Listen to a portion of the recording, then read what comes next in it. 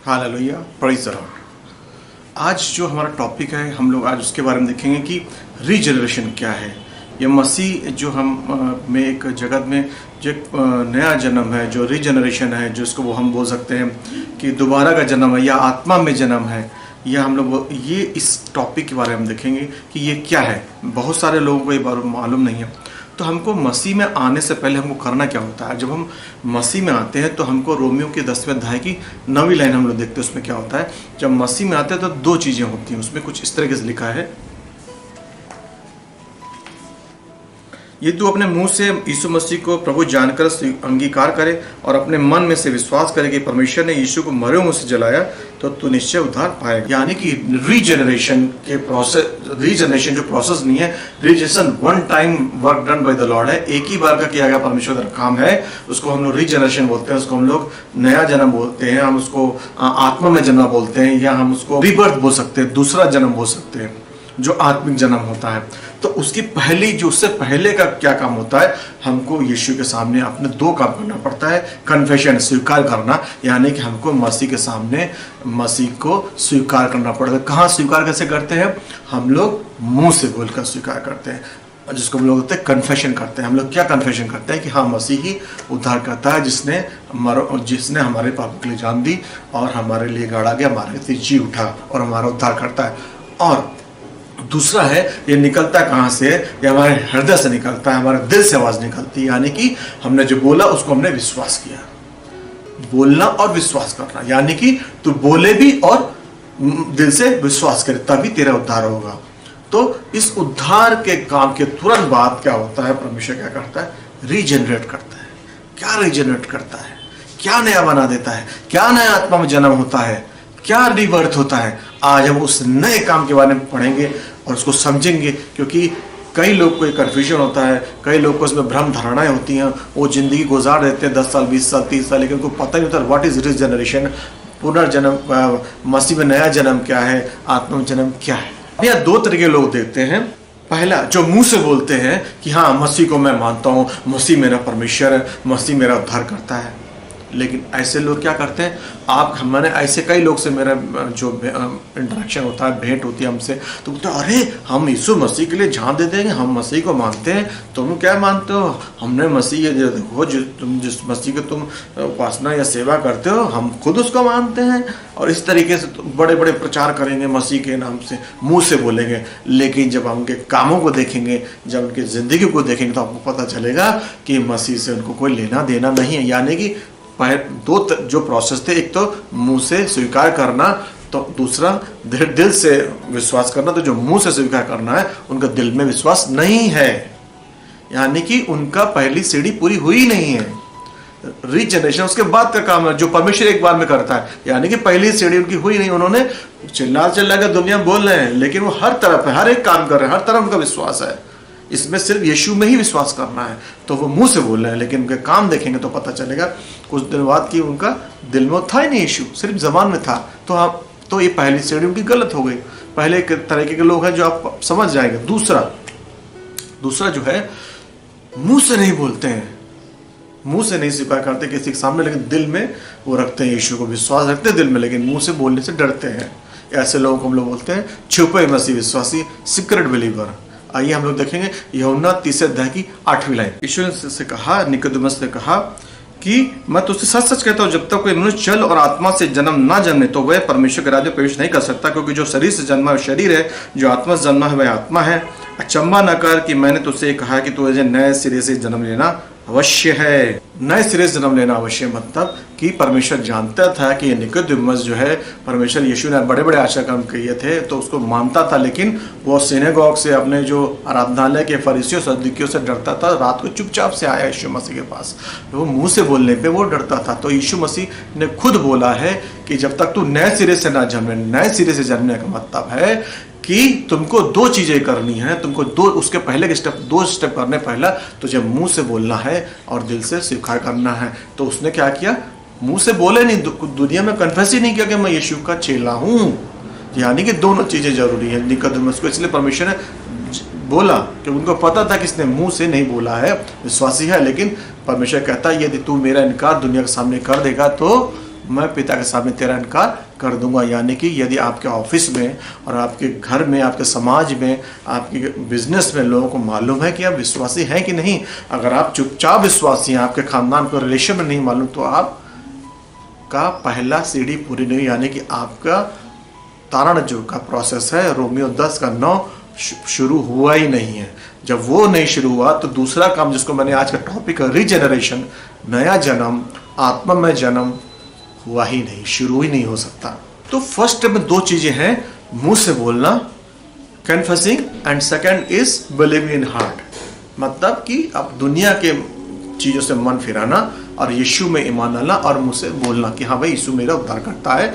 हमको इसलिए उद्धारकर्ता की जरूरत है क्योंकि हम अपने द्वारा तारण नहीं कर सकते, अपने हाथ के कामों से काम तारण नहीं कर सकते। क्योंकि मैं जब था मैं ये सोचता था कि मैं अपने अच्छे कामों से मैं परमेश्वर के पास जा सकता हूँ, जबकि मैं गलत था। कि बाइबल बताती है कि तुम्हारे अच्छे काम फटे हुए मैले चिथड़े कपड़ों के समान है, क्योंकि एक अंधा दूसरे अंधे को राह नहीं दिखा सकता।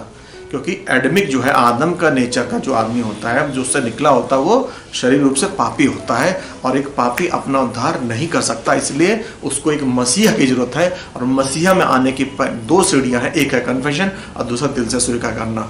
यीशु के बाद उसके बाद परमेश्वर का काम शुरू करता है जिसको हम रिजनरेशन बोलते हैं। तो मैं इससे इस रिजनरेशन टॉपिक शुरू करने से पहले ये बताना चाहूँगा कि आप जो देखते हैं इतनी गड़बड़ी हो रही है, जो इतना लोग चालबाजियाँ करते हैं, जो चर्च में घुस करके चर्च को तोड़ के अपनी नई चर्च बनाते हैं या सारे झूठ के काम करते हैं, लाइक लीडर लाइक डिसाइपल, जैसा उसका लीडर होता है वैसे उसके डिसाइपल भी होंगे। वो यीशु के डिसाइपल नहीं होते, जो जिसका तारण ही नहीं हुआ है, जिसने 2 सीढ़ियां करी नहीं है, जिसके दिल से स्वीकार किया नहीं है और वो मुंह से बोला, या जिसने दिल में स्वीकार किया है मुंह से नहीं बोला, ऐसे लोग कैसे दूसरों को राह दिखा सकते हैं? क्योंकि ये जब भी मसीह समाज में काम करेंगे तो गड़बड़ फैलाएंगे, ऊबड़ खाबड़ काम होगा, सही काम नहीं होगा। जो लोग बनेंगे भी इनके द्वारा लाए गए मसीह में, वो भी वही चीज़ सीखेंगे जो उनके अगुए इनको सिखा रहे हैं। लाइक लीडर लाइक कन्वर्ट, जैसा अगुआ वैसे उसके लोग। हालेलुया। अगर लीडर बोलता है पैसा पैसा पैसा, अगर लीडर बोलता है कि अपनी बड़ाई करता तो उसके लोग भी अपनी बड़ाई करेंगे। यानी कि जो ऐसा लीडर वैसा कन्वर्ट हुए, अगर सही से नहीं उनका कन्वर्जन हुआ है, नहीं यीशु में रिपेंटेंस करके विश्वास करके आए, तो उनके आगे मसीह का जो समाज है वो भी उसी तरीके में आगे बढ़ेगा। तो हम अभी अपने मेन टॉपिक उठाते हैं रिबर्थ। जैसे ही हम लोग परमेश्वर के इसमें 2 काम करते हैं तो उसके तुरंत उसके बाद क्या होता है, हमारा रिबर्थ होता है। होता क्या है कि परमेश्वर का आत्मा हमारे अंदर आता है और हमारी आत्मा को रिप्लेस करता है। शायद आपको समझ में नहीं आएगा, मैं उसको एक्सप्लेन करता हूँ होता कैसे। Regeneration is the supernatural act of the God unto the man. जो नया जन्म होता है, जो आत्मा में जन्म होता है, वो परमेश्वर के द्वारा, वो हम इंसान कुछ काम उसमें हमारा लेना नहीं होता, परमेश्वर खुद ही काम करता है। यानी कि ये 1 टाइम प्रोसेस है, इंस्टेंटेनियस प्रोसेस है। 2 कुरिन्थियन 5वां अध्याय 17वीं लाइन पढ़ेंगे तो उसमें लिखा है कि इसलिए यदि कोई मसीह में है तो वह नई सृष्टि है, पुरानी बातें बीत गई हैं, देखो सब नई हो गई हैं। पुरानी बातें बीत गई और सब कुछ नई हो गई, यानी कि पास्ट टेंस में ये it is done deal, it is accomplished work of the lord, it is done deal, nothing has been left, nothing is left undone, everything is accomplished. यानी कि परमेश्वर ने डन डील कर दी है, वो काम हो गया है, यानी कि उसमें कुछ करना नहीं। यानी कि जैसे ही हम ये पहला कन्फेशन और repentance and heart and believe in Christ करते हैं, वैसे ही परमेश्वर का आत्मा हमारे अंदर आ जाता है। जॉन 14 अध्याय की 16वीं लाइन पढ़ेंगे, उसमें यीशु मसीह ने क्या कहा है, मैं पिता से विनती करूंगा कि परमेश्वर तुम्हें एक सहायक आत्मा भेजेगा जो तुम्हारे अंदर रहेगा।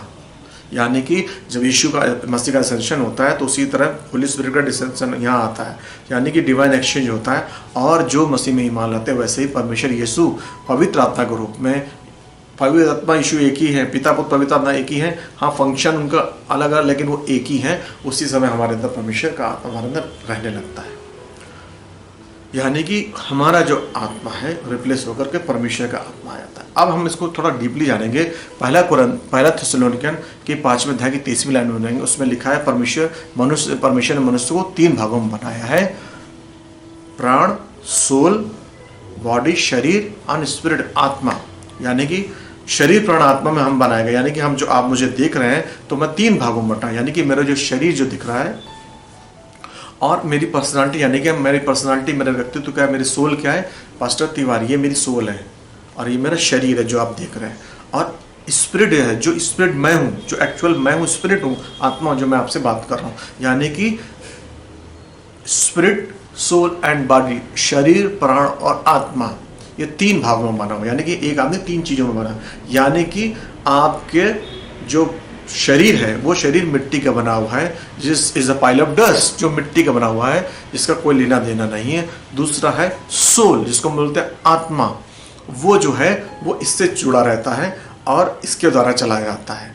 यानी कि जो एक नेचुरल आदमी होता है उसका आत्मा मरा हुआ होता है, 3 भागों में बड़ा होता है, उसका जो आत्मा वो मरा हुआ होता है, यानी कि 2 ही चीज़ों में चलता है, एक होता है उसका शरीर, दूसरा होता है उसका प्राण, यानी कि बॉडी एंड सोल, इसी में चलता रहता है। लेकिन जब यही नेचुरल आदमी रिपेंटेंस करता है, मसीह में विश्वास लगता है, वैसे उसका जो आत्मा है, जो 2 कुरिन्थियों 5:17 में लिखा है कि हर चीज़ नई, यानी कि उसका जो आत्मा है रिप्लेस होकर के मसीह का आत्मा वहाँ आ जाता है, यानी कि यहाँ पर मसीह आने लगता है, हमारे साथ रहने लगता है। इट इज़ डन, यानी कि वो परमेश्वर तुरंत, वो इंसान जो है नए सिरे से जन्म ले लेता है, यानी कि उसका आत्मिक जन्म ले लेता है। जैसे बाइबल में लिखा है कि जो शरीर से जन्मा, शरीर है, जो आत्मा यानी कि शरीर से जन्मा, यानी कि इंसान जो अपनी माँ के पेट से जन्म लेता है वो सैक ऑफ वाटर में रहता है, जो एक पेट में रहता है, जो पानी के उसमें थैले में रहता है, यानी कि वो फिजिकल बर्थ लेता है, दुनिया में आता है जैसे कि लेता है। वैसे ही परमेश्वर में जो ईमान लाता है, वैसे उसका जन्म आत्मिक होता है। शारीरिक जन्म तो दिखता है कि हम धरती पर, लेकिन जो आत्मिक जन्म होता है वो हमको दिखता नहीं है, वो सुपर नेचुरल एक्ट होता है और वहाँ पर तुरंत हमारा आत्मिक जन्म होता है। यानी कि हमारा जो आत्मा है, जो तीसरा पार्ट है, जो मेन पार्ट है, जो हम लोग हैं एक्चुअल में, वो मसीह वहाँ आने के रहने लगता है। यानी कि अब यहाँ हमारा रिबर्थ हो जाता है, हमारा स्पिरिट जो है हमारा यहाँ रिबर्थ हो जाता है, हमारा यहाँ नया जन्म होता है, हम आत्मा में जन्म पा जाते हैं। अब बचे 2, एक होता है प्राण, सोल, और दूसरा होता है बॉडी। यानी कि अब अगर हम उसको और एक्सप्लेन करें तो हम एक अंडे को देख सकते हैं। जो एक अंडा होता है उसका जो ऊपरी भाग होता है, दैट इज सेल, वो उसको कवच बोलते हैं, वो हमारा शरीर है। उसके जो अंदर का भाग होता है उसको हम लोग सोल बोलते हैं, उसको हम प्राण बोलते हैं। जो वाइट पार्ट होता है वो हमारा प्राण है, सोल है, व्यक्तित्व है, पर्सनालिटी है। उसके जो अंदर का भाग है उसको बोलते हैं स्पिरिट, जो येलो पार्ट है, दैट इज हमारा एक्चुअल हम लोग वो हैं। यानी कि we are the spirit being living in physical body. हम एक जो है आत्मा है जो एक भौतिक शरीर में रहते हैं। हालेलुया। तो यानी कि मैं क्या बताना चाहता हूँ कि जो रिजेनरेशन होता है, जो नया जन्म होता है, जो आत्मा में जन्म होता है, वो आत्मा जो है यीशु अपना आत्मा वहाँ आके रहने लगता है, वो हमारे आत्मा एक तरह से कहेंगे it is been done deal, यानी कि नया आ जाता है हमारा आत्मा हट के मसीह का आत्मा आ जाता है जब हम बपतिस्मा लेते हैं, जब हम परमेश्वर यीशु में ईमान लाते हैं। हमारा नया जन्म होता है, हमारा रीबर्थ होता है, हमारा रिक्रिएशन होता है, हमारा नया जन्म होता है, हम नए हो जाते हैं। यानी कि काम कहाँ होता है? अभी देखो, अब हमारा काम कहाँ शुरू हो जाता है? शरीर तो इस धरती का ही नष्ट हो जाएगा, बच्चा का हमारा सोल, हमारी सोल में काम होता है, यानी कि हमारी प्राण में काम होता है, जो मेन पार्ट, जिसको हम जो है, जो स्पिरिट बीइंग है, जो आत्मा, उसको हम लोग छू नहीं सकते, लेकिन हम अपने शरीर को, अपने प्राणों को छू सकते हैं। कैसे छू सकते हैं? कि अगर मैं इसको ऐसे नोचता हूँ अपने इसको, तो मुझे दर्द होता है, यानी कि मैं फील कर सकता हूँ, यानी कि मैं सेंस कर सकता हूँ, महसूस कर सकता हूँ। दूसरा, ये हमारा जो प्राण है, जो हमारा सोल है, जो हमारा व्यक्तित्व है, जिसमें हमारी भावना रहती हैं, फीलिंग रहती हैं, उसको हम किसी को अच्छे वाक्य बोलकर खुश कर सकते हैं। अरे कितने अच्छे लग रहे हो, खुश हो गया। अरे कितने खराब लग रहे हो, दुखी हो गया। यानी कि प्राण जो हमारा इमोशन है, जो हमारी भावना है, जो भावनाओं पे चलता है। हालेलुया।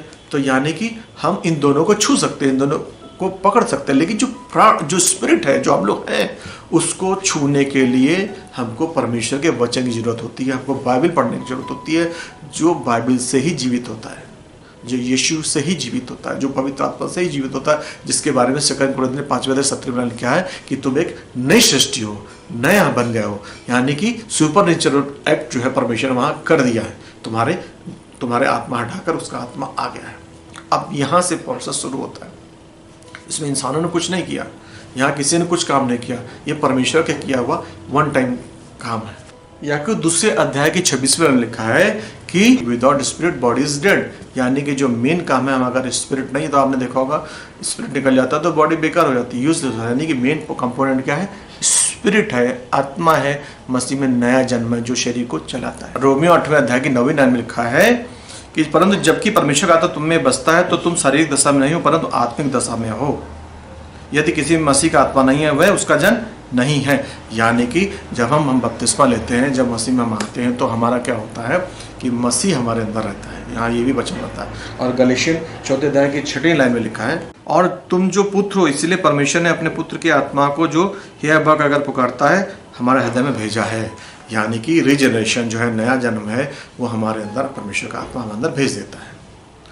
अब हम लोग देखते हैं कि बपतिस्मा अगर हम लोग प्लानिंग नहीं, बपतिस्मा में क्या होता है। जब कई लोग बताते हैं बपतिस्मा ले लोग तो ये हो जाएगा वो हो जाएगा, लेकिन आपने देखा होगा जब आप बपतिस्मा लेते हैं तो क्या होता है, शरीर के हम लोग जाते हैं, पानी डुबकी लगाते हैं और बाहर आते हैं। यानी कि यदि कोई मोटा आदमी पानी डुबकी लगाता है तो क्या होता है, वो मोटा ही बाहर निकलता है, वो पतला होकर नहीं बाहर निकलता है। यानी कि शरीर में हमारे कुछ काम नहीं हुआ। फिर इसके बाद यदि आदमी जो अंदर गया है, या मोटा आदमी या काला आदमी या गोरा आदमी जो भी गया है, उसके शरीर में कुछ काम नहीं हुआ, और यदि वो आदमी जो गया है अगर उसके कुछ अगर वो कम दिमाग का है तो जो बाहर भी पानी से बाहर निकलता है तो आप देखेंगे उसका कम ही दिमाग है, या कोई, यानी कि उसके सोल में भी काम नहीं हुआ, यानी कि उसके व्यक्तित्व में, पर्सनालिटी में काम नहीं हुआ। तो काम कहाँ हुआ? काम आपके आत्मा में हुआ। जब आप बपतिस्मा लेते हैं तो आप जब बाहर निकलते हैं तो परमेश्वर का जो आत्मा है, जो हमने 2 वचन देखे, रोमियो 8वें अध्याय की 9वीं लाइन और गलातियों की 4 अध्याय की 6वीं लाइन में लिखा है कि परमेश्वर का आत्मा हमारे अंदर रहने लगता है। यानी कि अब यहाँ कंफ्यूज आता है, कई लोग कंफ्यूज हो जाता है कि हमने बपतिस्मा ले लिया, सब कुछ कर लिया, अरे कुछ और, अरे बाबा ये परमेश्वर का सुपर नेचुरल आत्मिक काम है जो आपको नहीं दिखता। क्योंकि इसलिए यीशु ने कहा है कि जो शरीर से जन्मा शरीर है और जो आत्मा से जन्मा आत्मा है। यानी कि अब आत्मा में नया जन्म पा जाते हैं। अब यहाँ से जर्नी शुरू होती है। क्या जर्नी शुरू हो जाती है? याकूब की पहले तक 23 में लिखा है कि जो कोई वचन का सुनने वाला हो और उस पर चलने वाला ना हो तो वह उस मनुष्य के समान है जो अपना स्वाभाविक मुंह दर्पण में देखता है। यानी कि अगर यहाँ पर मिरर रखते हैं तो हम लोग क्या देखते हैं? मिरर में अपना रिफ्लेक्शन देखते हैं, यानी कि अपनी फिजिकल बॉडी देखते हैं, अपना शरीर देखते हैं और अपने आप को सही करते हैं, बोलते हैं फिट है। वैसे ही हमारा जो सोल है, यानी कि जो अंडे का ऊपर वाला भाग जो हमारा शरीर है, जो सेल है, उसके नीचे का जो भाग है, जो हमारा वाइट पोर्शन है, वो हमारा पर्सनालिटी है, जो हमारा सोल है, जो हमारा प्राण है, जहाँ इमोशंस होते हैं, भावनाएं होती हैं, जहाँ विल होता है, जहाँ इच्छाएं होती हैं, जहाँ दिमाग होता है, वो जो है हाँ अपने आप को कैसे देख सकता है? वो अपने आप को बाइबल में देख सकता है कि वो कैसा है, वो क्या है। हालेलुया, है ना। और उसके पीछे जो है हमारा स्पिरिट है, जो हमारा आत्मा है, जो हमारा यीशु का आत्मा है, जो हमारा स्पिरिट है, हमारा आत्मा जो नया जन्म है, वो हमको दिखाता है कि हम क्या है। अब यहाँ से हमारा प्रोसेस जर्नी शुरू होती है कि अभी देखो शैतान किसके पीछे है? शैतान किसके पीछे? शरीर। शैतान को मालूम है कि शरीर से, बाइबल में यीशु ने बोला है कि फ्लैश प्रॉफिट नथिंग, शरीर से कुछ लाभ नहीं, क्योंकि शरीर जो है मिट्टी में मिल जाएगा, खत्म हो जाएगा। यानी कि उसके और जो शरीर जो है को शैतान को जरूरत नहीं, क्योंकि उसको पता है, उसको भी ये चीज़ छोटी सी बात पता है, फ्लैश प्रॉफिट नथिंग, शरीर से कोई फायदा नहीं है। तो और उसको पता है कि तो तीसरा पार्ट है दैट स्पिरिट जो हम लोग हैं उसको भी छू नहीं सकता, क्योंकि वहाँ पर किसका स्पिरिट आ जाता है, किसका आत्मा आ जाता है? यीशु मसीह का आत्मा आ जाता है। यानी कि वो ब्रांड न्यू है, वो यीशु की तरह धर्मी है, राइचस है, यीशु की तरह प्योर है, और यीशु के हर चीज़ जो है यीशु में गुण, वो परमेश्वर के सारे गुण उसमें अंदर हैं। It is one time work, instantaneous work done by the Lord. यानी कि अब बचा क्या? यानी कि बॉडी भी उसके काम की नहीं है, स्पिरिट भी काम के नहीं है। तो अब वो जो हमारा जो प्राण है, जो हमारा सोल है, जो हमारी पर्सनालिटी है, जहाँ पर हमारा दिमाग रहता है, जहाँ हमारा विवेक रहता है, जहाँ हमारी विल रहती है, जहाँ हमारा थिंक टैग रहता है, जहाँ हमारे इमोशंस रहते हैं, सुख दुख भावनाएं रहती है, उनसे छेड़छाड़ करता है। क्योंकि वही मेन है कि बाइबल ने बोला कि दुनिया प्राप्त कर ले, अपनी सोल को अगर नाश करते हैं। यानी कि प्राण के पीछे डेविल पड़ता है, जहाँ पर काम शुरू होता है, जहाँ काम परमेश्वर शुरू करता है, जहाँ शैतान भी उसमें काम शुरू करता है, वहीं से बैटलफील्ड ऑफ द माइंड, वहीं से दिमाग की लड़ाई शुरू होती है। अभी होता क्या है कि हमारे परमेश्वर ने हमको नया बना दिया है, लेकिन हमारे जो काम है ये पुराने वाले हैं। यानी कि अभी देखो, अभी आप बैठे हैं, अगर आराम से, अगर आप टीवी देख रहे हैं तो आप क्या है, शरीर किस 5 सेंसेस से चलता है? यानी कि हम लोग फील करते हैं, हम लोग देखते हैं, हम लोग सुनते हैं, और हम लोग स्मेल करते हैं, हम लोग फील करते हैं, हम लोग टेस्ट करते हैं। चखते हैं, यानी कि देख सुन करके और सुन करके देख करके हमारे जो सेंसेस है, हमारे जो 5 सेंसेस है, उससे जो है हमारा शरीर चलता है। अब वो जो शरीर देखता है कि हाँ बैठ गए, आप टीवी में समझो बैठ गए और आपने न्यूज़ देखनी शुरू करी, न्यूज़ देखते देखते आपने बटन बजाने टीवी मूवी देखने लगे। अब मूवी आप देखते रहे, आपने नया जन्म ले लिया है और आप मूवी देख रहे हैं, देखते देखते आपका शरीर से काम शुरू हुआ, आपके सेंसेस से काम शुरू हुआ और आपका जो है प्राण मजे लेने लग रहा है। प्राण बोले कि आपकी पर्सनालिटी जिस पे काम होना है वो उसको मजा आने लगा। उसने क्या किया, बॉडी ने काम किया, देखना शुरू करा और उसने सेंसर भेजे और प्राण को मजा आने लगा। अब प्राण ने क्या किया, वो आगे अंदर ट्रांसमिट करता है आत्मा को, जहाँ नया जन्म हुआ ना, जहाँ रीजनरेशन हुआ है, जहाँ बॉर्न अगेन हुए हैं, वहाँ पर जब ट्रांसमिशन जो मैसेज जाता है बोलता है, फिर वो उसको देखता है, फिर उसको वो वापस भेजता है सोल की तरफ, व्यक्तित्व की तरफ भेजता है, प्राण की तरफ भेजता है कि बोलता है कि जाओ शरीर से बोलो ये जो देख रहा है ये अच्छा काम नहीं, इससे अच्छा बाइबल पढ़ो, परमेश्वर का वचन पढ़ो। अब प्राण जो है शरीर को बोलता है ये तो कम रहा है, अच्छी काम नहीं है। तो शरीर बोलता है तुमको मज़ा नहीं आ रहा है, तुमको अच्छा नहीं लग रहा है। प्राण बोलता है हाँ मज़ा आ रहा है, अच्छा लग रहा है। फिर प्राण बोलता है कि मज़ा आ रहा है, अच्छा लग रहा है। फिर अंदर जो मसीह का आत्मा है, जो मसीह का वचन है, फिर इसको बोलता है कि जिसका अपना जो शरीर को बोलो कि जो सोर्स ऑफ इन्फॉर्मेशन है, जो उसने जो सोर्स ले रहा है, इन्फॉर्मेशन जो ले रहा है वो गलत है, वो अच्छा नहीं है। फिर से वापस जाता है स्पिरिट, जो रिजनरेशन जो स्पिरिट है, जो परमेश्वर ने नया आत्मा बनाया है, वो बोलता है प्राण को जाओ बोलो। अब प्राण जो है फिर शरीर के पास आता है। अब यहाँ जो सोल है मेन पार्ट हुआ, सोल जो है मेन है जो सबको चलाता है। सोल जो है मीडिएटर है between the spirit and the body. जो प्राण है, जो आपका व्यक्तित्व है, जहाँ पर आपका दिमाग है, जहाँ आपकी फीलिंग है, वो मेन पार्ट है जो आप डिसीजन लेते हैं, जहाँ कि वो किसकी सुने। मैसेज दोनों तरफ से है। यहाँ पर ब्रांड न्यूज आपका स्पिरिट है, ये मसीह की स्पिरिट है, पवित्र आत्मा है जो आपको मैसेज भेज रहा है कि जाओ टीवी मत देखो, शरीर को बोलो। अब यहाँ से जो है ये जो है सोल बोलता है बॉडी को, यहाँ बॉडी है, इसको बोलता है हे बंद कर टीवी, लेकिन आपको मजा आ रहा है। लेकिन यदि आप ये डिपेंड करता है, गलातियों में लिखा है, गलातियों में लिखा है कि शरीर के चलाए मत चलो, शरीर की अभिलाषाओं को पूरा मत करो, मृत्यु है। अब ये जो है इसकी बात आत्मा की, जो यीशु में नया रिजनरेशन हुआ है, नया आत्मा है, आत्मिक जन्म हुआ है, उसकी बात नहीं सुनता और शरीर की बात सुनता है, तो क्या होता है, देयर इज डेथ। क्योंकि आपका सोल में काम होता ही नहीं, आपके प्राण में काम शुरू नहीं होता है। मेन उसको चेंज होने की जरूरत है, उसको नया बनने की जरूरत है, उसको ठीक होने की जरूरत है। यहाँ से आपको समझो आप बीमार है। कैसे बीमार हो गए, आपने फील किया कि मेरे यहाँ दर्द है। अब शरीर ने 5 सेंसेस से आपने फील किया, आपने प्राण को भेजा कि अरे आप बीमार हो, मैं थका हूँ। अब जो है सोल ने देखा, प्राण देखा है बीमार। अब सोल ने क्या किया, उसको ट्रांसमिशन कहाँ किया, आत्मा की ओर। आत्मा से फिर आत्मा ने प्रोसेस किया और वापस फिर से किसको दिया इनपुट, सोल को, प्राण को दिया। क्योंकि प्राण बीच का भाग है जो दोनों को जोड़ता है, शरीर और आत्मा को। बोलता है कि आत्मा बोलता है, जो यीशु ने रिजनरेशन आत्मा दिया, नया जन्म दिया है, बोलता है कि बोलो कि ये शायद 53:4-5 में लिखा है, 1 पीटर 2:23 में लिखा है कि यीशु के कोड़े खाने से हम चंगे हुए हैं, हम आज़ाद हैं। तब ये प्राण जो है बॉडी को बोलता है कि हम कोड़े खाने से चंगे हुए हैं, बाइबल में लिखा है, और हम आज़ाद हैं, हम फीलिंग से नहीं चलेंगे, हमें जो लग रहा है उससे नहीं चलेंगे, जो दिखता है उससे नहीं चलेंगे, जो नहीं दिख रहा है, जो जहाँ पर यीशु ने हमारी जान दी हमें नहीं दिख रहा है, हम उससे विश्वास करते हैं कि हम चंगे हुए हैं। बॉडी जो बोलता है, बॉडी क्या बोलता है, अरे हम तो यही देख रहे हैं कि हम बीमार हैं, हमें दवा लेनी है। दवा लेने के खिलाफ नहीं, लेकिन मैं बता रहा हूँ कि स्ट्रगल कॉन्फ्लिक्ट कैसे होता है।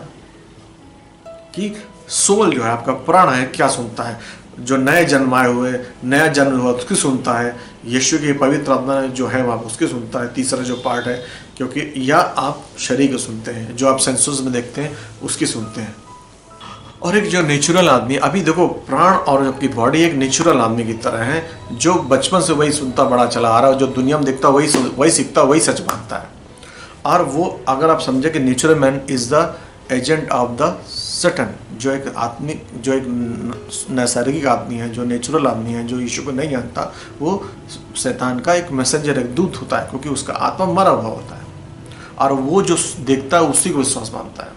अभी और इसलिए आत्मिक आदमी, बाइबल लिखा है कि जो दुनिया के लोगों को जो शरीर आत्मा की बातें उसको मूर्खता लगती है, कि मसीह का जो सुसमाचार उसको मूर्खता लगता है, क्योंकि उसके अंदर पवित्र आत्मा नहीं है, वो नया जन्म नहीं पाया है। तो मेरा आज का यही टॉपिक है कि हमारा जो नया जन्म है, जो हमारा रिक्रिएशन है, जो हमारा रिबर्थ होता है, वो आत्मिक होता है और वो हमको दिखता नहीं, लेकिन परमेश्वर इंस्टेंटेनियस काम करता है और हमारे अंदर जो नया आत्मा है, जो हमारे अंदर यीशु मसीह हमारे यहाँ रहने लगता है, हमारा नया जन्म होता है और हमको दिखता नहीं। ये इस तरीके से है जैसे कि आप किसी देश में हैं और आप रह रहे हैं, अगर वहाँ पर आपने जन्म नहीं लिया है तो आप वहाँ पर फॉरेनर, आप वहाँ के फॉरेन बोले तो परदेसी कहलाएंगे, क्योंकि आपने वहाँ जन्म नहीं लिया है। भले आप वहाँ के रिचुअल्स करें, वहाँ के रीति रिवाज सीख लें, भाषा सीख लें, लेकिन आपको लोग एक अजनबी के तौर पे देखेंगे। क्यों? क्योंकि आपने वहाँ जन्म नहीं लिया।